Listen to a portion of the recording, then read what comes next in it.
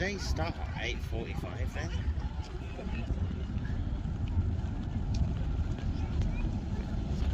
Smarty. The next 57 years, the pier was slowly extended and is now spanned over 1.34 miles long. The reason for the pier being so long is due to the mudflats that extend out from the beach well over a mile. Even today, the Bonaventure poses problems for even our small vessels that Palestinians keep getting short. Once they extended the pier to beyond the low water mark, the Palestinians were able to drop thousands of tourists every day. Tourists could now spend 2 to 3 days or even a few weeks at the seaside before returning back to London after their summer holidays. Southend then starts to become a very lively seaside. It wasn't until the invention of the railroads that really set about to mine Palestinians. By 1880, Southend Station was opened and was no longer quicker or cheaper to go by water. And although the Palestinians were still packed to capacity on summer holidays and events, the money earned was just not enough to maintain the large fleet of vessels. And given a new name of HMS Lee, it oversaw the protection of over 84,000 ships on their way to and from London. Many of those ships were used to take men and supplies to and from France. One of those ships is still here, the SS Richard Montgomery, which we'll see later on our journey.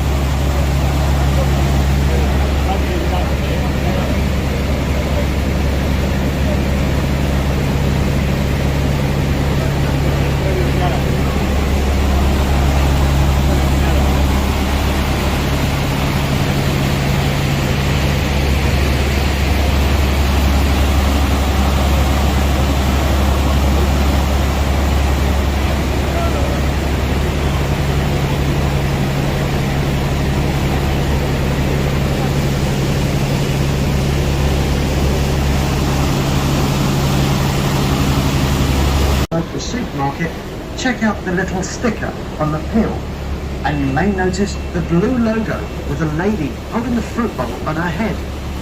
These bananas would have come off a ship on the Isle of Sheppey.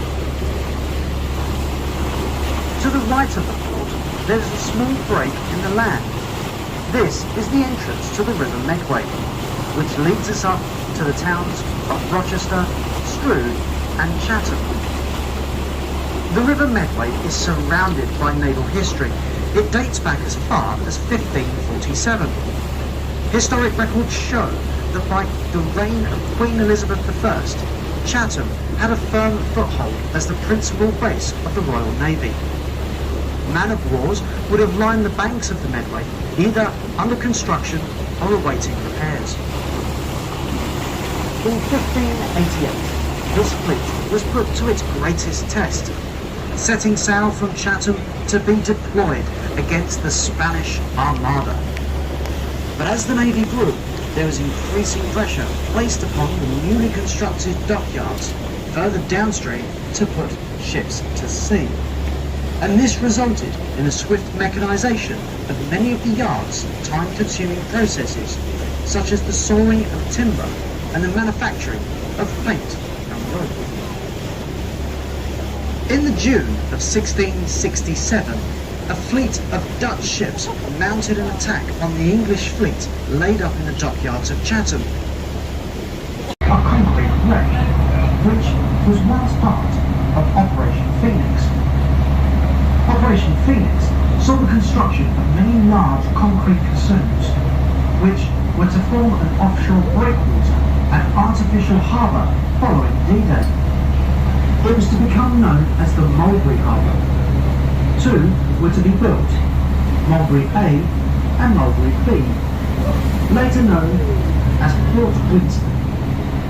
The famous civil engineer by the name Guy Maunsell, remember his name for later, lent his expertise to the team creating these barges. After his success in creating the Maunsell Forts in its invention, the concrete bar was see the site, was constructed at Gillingham on the River Humber and was being towed down east coast on her way to Shoreham and eventually over to France. She started to leak and take on water. The tug put into the Thames to try and get chains. These pontoons effectively created a barrier that protected our anchorages from any German U-boats. So the shipwreck boom was effectively an anti-submarine defence mechanism. Any German submarines trying to infiltrate our anchorages here, they would have been, first of all, tried to submerge to get underneath this cable, and then they'd be caught by the chains, be forced to surface. Well, it's thought not a single submarine managed to infiltrate our anchorages, and yet mines were found. And it was then thought that these mines were actually being dropped into the water at the hands of the German Luftwaffe, the planes that were flying over our anchorages, dropping bombs and carrying out air raids all the way up and down the Thames. There's over 1,000 shipwrecks laying in the Thames at the bottom that resulted at the hands of these German Luftwaffe air raids. Ship here, the Atlantis Alhambra, looks part loaded actually. She's on her way, wanting to probably go up towards Dagenham, electrochemical tanker, probably even up near the Dartford Bridge. So probably waiting her berth, but just like they would have done back then in the war, ships would be dropping anchor here, waiting their berth to go up towards places like the Royal Docks or West India. And then using the tide, they normally set sail on the early flood. Not only does it save a little bit of fuel, but it also means that as they progress up towards London, they're then arriving in London closer to high water. And that means, of course, more water under their clearance to go alongside or going to the docks. Normally then they discharge and then head on out to sea to, if the tide fell again, using the energy of the tide to push them back out towards the North Sea and get saving some fuel. And this process still happens today. We have ships like the dredgers, the sand dredgers, that head on up towards London, dropping off cargoes of sand and stone. I haven't seen any today. We're in danger on average. So there we go, there's our first little picture hopefully that's gone on the screen. I will just double check that's worked. Dan, can you just double check the screen? Is that there? That's fantastic, okay. So this picture I've just placed up here is a part of the Shoebury boom. So these metal boxes that will be trekked across the Thames estuary here, all the way over to the Isle of Sheppey. And where the Thames channel, the actual navigational channel was, they then have a couple of tugs that would be stationed either side of this, would effectively open it up like a little gate, allow the merchant ships in, and then close it behind them.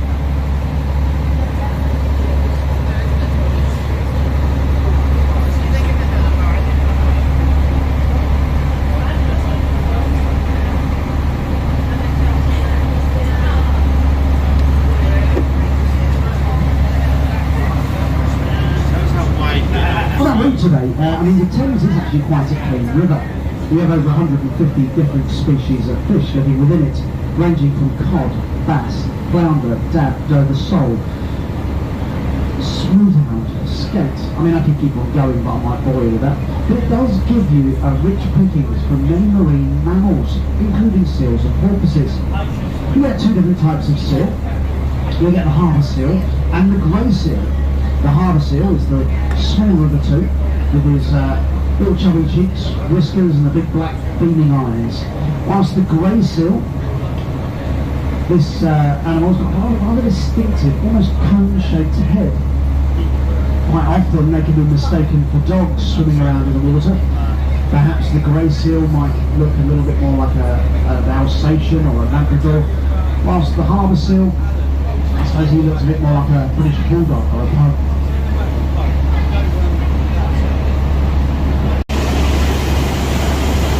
So we built 21 individual towers, again at the same wharf near Gravesend.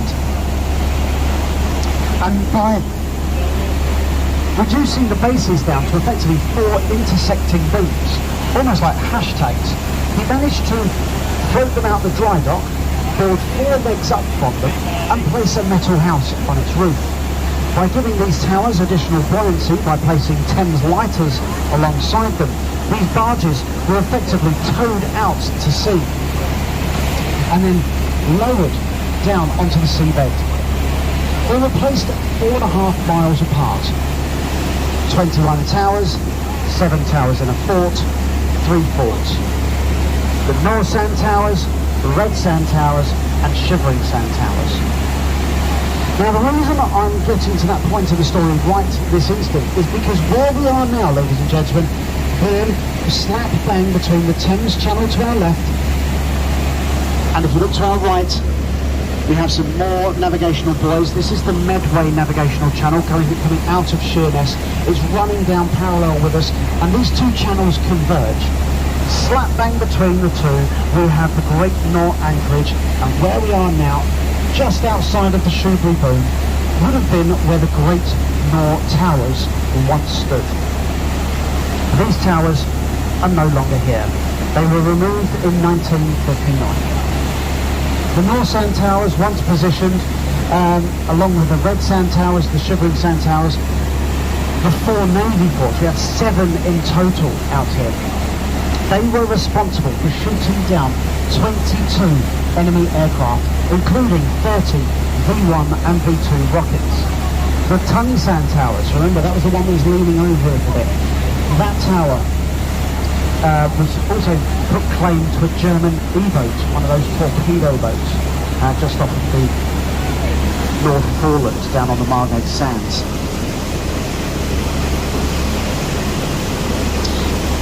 After the war, all of these forts, they remained manned all the way up until the end of the 50s.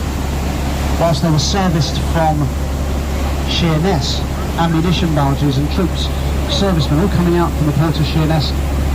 The North Sand Towers here in 1953 was plunged into dense fog, and a ship, a Norwegian coaster, the Baalbek, was making its way up the Thames Channel towards Tilbury, came out of the navigational channel, ploughed through the centre of the fort.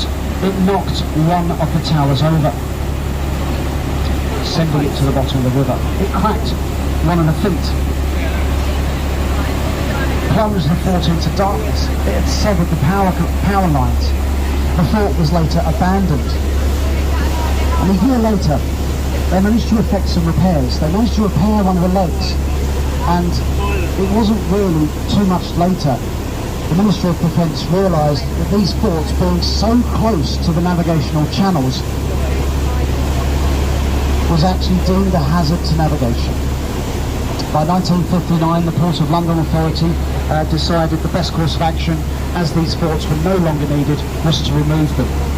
And so they started to scrap these towers.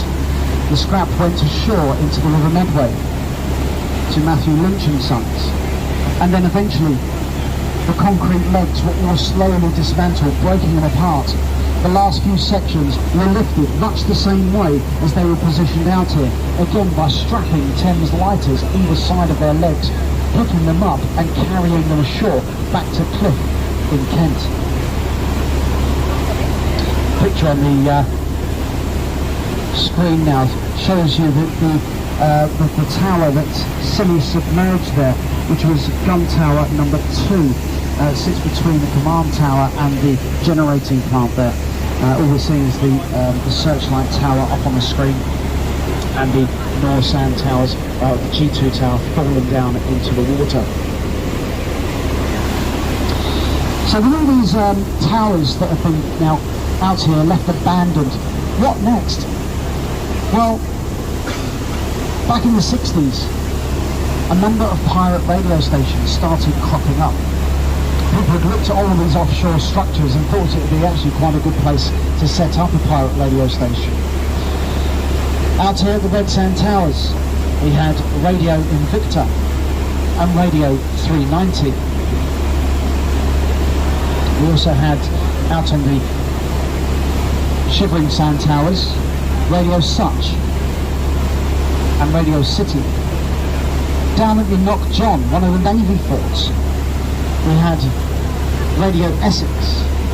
And some of those radio stations you may even recall hearing back in the day. Some of you perhaps even listened to it. I think probably most famous for them was the pirate radio strip Radio Caroline, which was at one point also stationed in the Thames estuary. But why here in the Thames? Why are these pirate radio stations a common problem out here? Well, back then in the 60s, international waters started at the 3-mile limit. If you were offshore by 3 miles, the UK legislation couldn't touch you. You were in international waters, you could do what you liked. You were not governed by any country. The Red Sand Towers, as we make our way downriver, is closest point of land is to our right, on the Isle of Sheppey, Rawdon Point, which is the sandy cliffs that you can see just coming to an abrupt end there. And then you see the sandy beaches of Lansdowne. So that is the closest point of land to the Red Sand Towers, nearly 4 miles away. So whilst the North Sand Towers, which now lays behind us, would have been encompassed within the UK government, they would have been able to control what was going on there. There wasn't a single radio station on the North Sands. Out on the, of course, out on the Red Sand Towers. This was today. You may even still listen to Radio Essex, transmitting ashore from Adventure Island. Radio Invicta, well, they sold out to the Heart FM franchise, which is now still transmitting from Whitstable. Now there was one tower though. So on our way round, whilst we've been pointing out a lot of the wildlife that are living out here, we obviously get a lot of gulls out here, seagulls living on the top of their nests. We get the black, so as we approach a tower that he might be resting upon, he will swoop off that tower, fly between the legs of the others, and then swoop up onto a tower that is then furthest away from us. And as we continue to circle around the port, he will then swoop up, fly between the legs, and fly onto a tower that again is furthest away from us. And he continues to do that all the time that he is out here.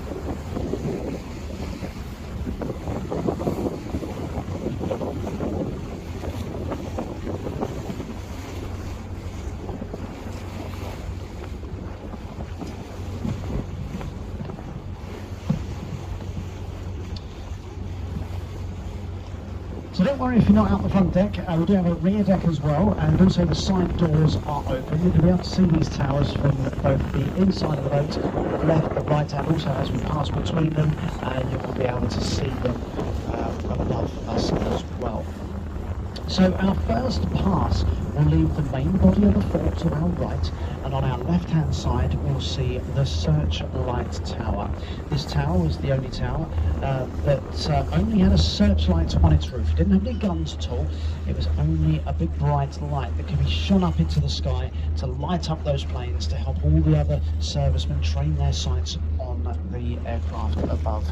The searchlight tower was also responsible for creating the power that kept all of the other towers alive, all the lights in there.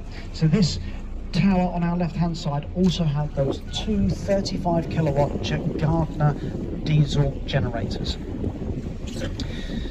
To our right hand side, the main body of the fort, the tower in the middle is the command tower. This tower held all the radio communications that sent back that emergency signal back to the shoreside establishments, perhaps RAF Gravesend, Southend or Maidstone to say send up those Spitfires. But fanning out from the command tower out to all the other individual towers, we had gantries. All the other towers had guns on their roof, 93mm guns. They all, except the Bofors Tower, which we'll come on to shortly.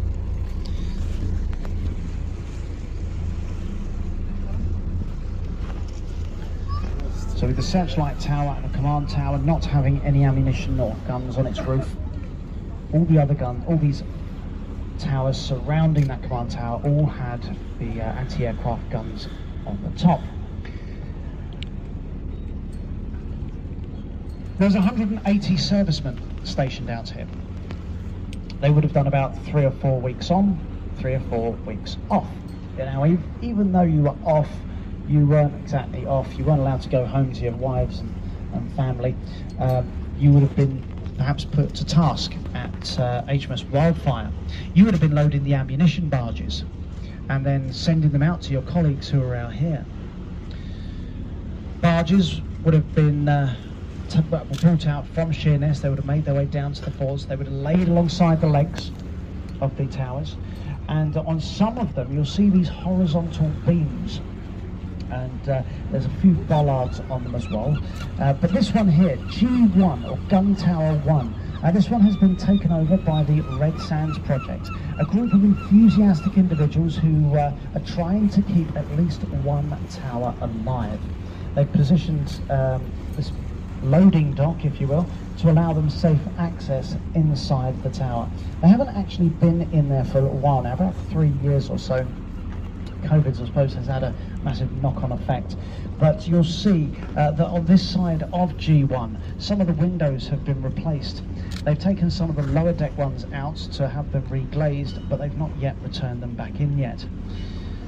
So G1, whilst it is in a better state of repair, they're out here constantly trying to at least repair bits and pieces, stop it from rusting too much.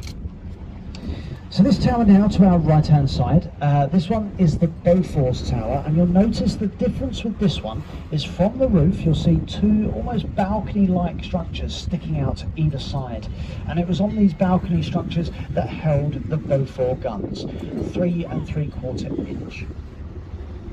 Underneath the Bofors Tower, you'll notice slung on the underside of the accommodation unit, there are some black tanks. Any ideas what these tanks may store? Fresh water. Enough for 180 men for 3 weeks. Doesn't look an awful lot, does it? But considering you weren't allowed to shower in it, you weren't allowed to bathe in it, the only thing you could do was have copious amounts of tea and coffee. That's all it was. If you wanted to have a shower, you would have been told, shower in river water. Now, if you look at some of the legs, there are pipe works hanging down, strapped to those legs. That's how they managed to pump water up inside the accommodation blocks. Perhaps it would have fed the toilets as well, because they were all seawater flushed, and the sewage also dropped directly into the water. The black tanks on the searchlight tower, back to our left-hand side now, these of course would have held the diesel to keep those generators going day in and day out, enough for up to